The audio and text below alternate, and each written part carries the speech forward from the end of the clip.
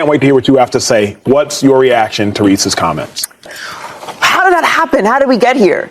What she just said, the national championship game.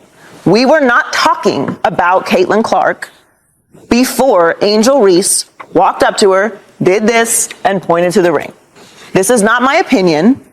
I lived it. I watched it. It was recorded. It was broadcasted live. We were not talking about Caitlin Clark before that moment. And that's okay, because you can be extremely talented and not... What happens when a seasoned commentator crosses paths with a rising star? We're about to uncover the answer. Joy Taylor, renowned for tackling controversial subjects head-on, recently made remarks that seemed to be directed at Caitlin Clark, drawing considerable attention. But the real buzz? It's all about Clark's unexpected response. Let's just say her move left everyone stunned. Teams are going to pick up Caitlin Clark from the second she touches the basketball. That's what Burton did there. All over Caitlin going inside. I mean, that's... At just 21 years old, Caitlin Clark had already cemented herself as a rising star in basketball, her on-court brilliance mesmerizing millions. Every play she made was a symphony of precision and passion, earning her a reputation as a legend in the making. But tonight was different. Caitlin wasn't the center of attention or the guest of honor. Instead, she sat quietly at a table tucked away in the back, attending the event through a family connection. She wasn't one to seek the spotlight, though it had a way of finding her regardless. As the evening unfolded, Caitlin observed with quiet intensity, her sharp mind absorbing every detail, just as she did on the court. What she couldn't foresee was that this seemingly unremarkable evening was about to take a surprising turn, one that would leave everyone in the room utterly speechless. Call, same time. How would I not know how hard it is to do the show I work on? You have to constantly reaffirm that you are good enough, that you belong there, and then always prove it. So I would just always say you got to do twice the work to get half the opportunity. But that, to me, the mentality I've always had on it is that's just going to make me better. So that's why I'm excellent. Because I had to be. I couldn't be average. I couldn't be okay. I couldn't be late. I couldn't complain. I couldn't say no. Now I do. The gala unfolded seamlessly, a blend of refined chatter, eloquent speeches, and trays of artfully crafted hors d'oeuvres. The atmosphere was one of effortless sophistication until Joy Taylor took the stage. A household name known for her razor-sharp wit, Joy had a knack for captivating audiences and leaving them in awe. Dressed impeccably, she flashed a confident grin as she began her speech, her humor eliciting soft ripples of laughter from the crowd. But as the evening progressed, her charm took on an edge. The light-hearted tone of her anecdotes began to shift, revealing a more pointed, provocative undercurrent. The audience leaned in, sensing the brewing tension, one that seemed to orbit Caitlin Clark. Joy's voice, smooth yet commanding, carried a hint of mischief as she let a calculated pause hang in the air. Of course, she said with a sly smile, you can't discuss the future of sports without mentioning women's basketball's golden child. Heads turned toward Caitlin, who remained seated in the back, her expression calm yet inscrutable. Joy tilted her head slightly, her words laced with an almost imperceptible bite.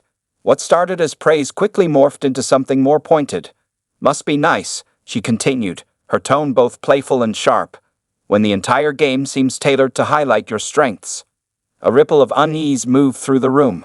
Nervous laughter punctuated the air but quickly faded, replaced by murmurs of discomfort. The atmosphere grew heavier, eyes darting between Joy and Caitlin. It was clear now. Joy wasn't pulling any punches. All attention was fixed on Caitlin, who remained silent, her gaze steady as the tension thickened.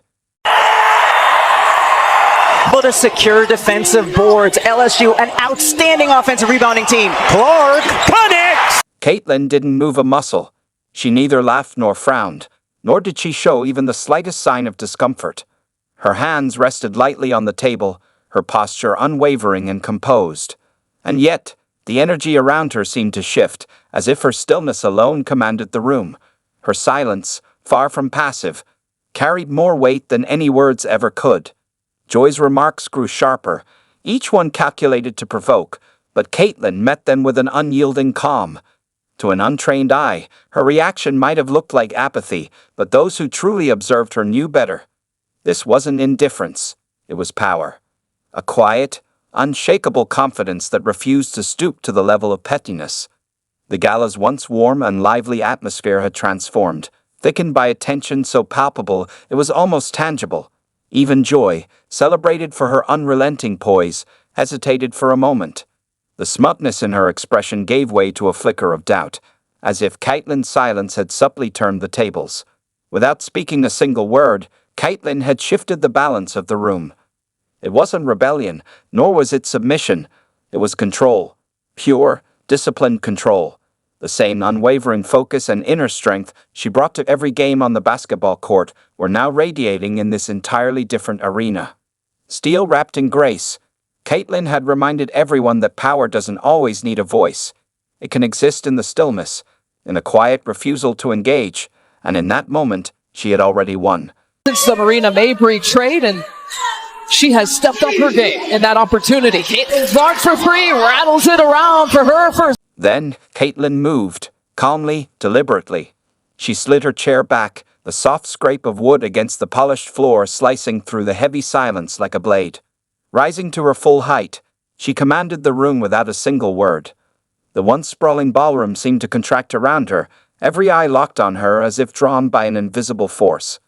Slowly, she began to walk toward the stage, each step measured and deliberate, the softy show of her heels amplifying the weight of the moment. There was no urgency in her movements, no outward sign of emotion. This was not a reaction, it was a statement. The air was electric, thick with anticipation, as the crowd collectively held its breath. Joy Taylor, who had owned the stage moments ago with her cutting humor and sharp charisma, now stood motionless. The easy confidence that had radiated from her earlier seemed to waver, her gaze locked on Caitlyn. The fearless commentator, who thrived on controlling the room, suddenly found herself on unfamiliar ground. The ballroom seemed dimmer now, the sparkling chandeliers above casting long, shadowed beams as if reflecting the weight of the moment. Caitlyn reached the stage steps and climbed them with an unhurried grace, her face an unreadable mask of calm. The tension in the room had reached a breaking point, every second stretching into eternity as the crowd watched, stunned. She stepped to the podium, her fingers adjusting the microphone with a precision that mirrored the same focus she brought to the court. For a moment, she simply stood there, letting the silence stretch, amplifying the tension that had already swallowed the room whole. This was no longer just a moment. It was a reckoning. The spotlight, once Joy's weapon, now felt like Caitlyn's armor, illuminating her quiet, unshakable strength. This was the clash everyone had been waiting for. Joy's sharp wit and provocations against Caitlyn's composed restraint, fire meeting steel. Caitlyn's gaze swept over the crowd, then settled firmly on Joy. Her voice, steady and deliberate, broke the silence, delivering the words that would echo in the minds of everyone present for years to come. You know, your announcement for Athlete of the Year, like tremendous, incredible positive feedback. That's what we've seen across the board. There's always going to be some negativity. And I feel like you have had to answer more questions than anybody about the intersectionality of race and gender and sexuality in sport, because of just who you are and you represent the growth of this thing. And even today, earlier today, Megyn Kelly, she was saying that you were apologizing for your white privilege and the fact that you wanted to uplift black female athletes and make sure that they were getting the shine, kind of like your pioneers were getting the shine that they deserved. And I just want to know how you feel or how you respond to some of those criticisms when you have to deal with something that it's really not your problem. Like, I feel like it's them looking in a mirror a little bit, but it still comes down on your shoulders. I feel like I always have had really good perspective on everything that's kind of happened in my life, whether that's been good, whether that's been bad. And then obviously coming to the WNBA, like I've said, I feel like I've earned every single. The tension in the room was almost palpable as Caitlyn stepped up to the microphone, yet her first words, calm, deliberate, and unexpectedly poised, cut through the charged atmosphere like a cool breeze. "Thank you for your perspective," she began, her voice steady and clear, carrying across the room without the need for volume. The simplicity of her statement caught everyone off guard, disarming the crowd in an instant. There was no trace of defensiveness or hostility in her tone. Instead, it carried an understated authority, the kind of confidence that didn't need to shout to be heard. In just a few words, Caitlyn had shifted the narrative, turning what had felt like a brewing storm into a moment of quiet yet undeniable strength. Her composure was magnetic, drawing the audience in not with drama, but with grace. What could have devolved into a heated exchange was transformed into something far more profound, a masterclass in poise and restraint.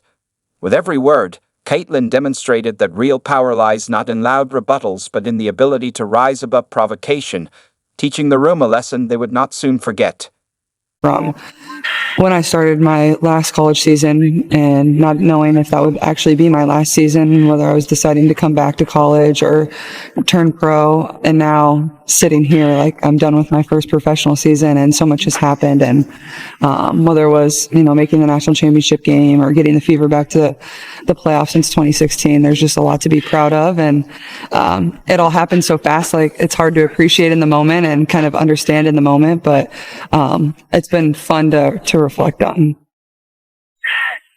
I'm definitely more aware of signs than people think I am, and I think it's something really cool to look around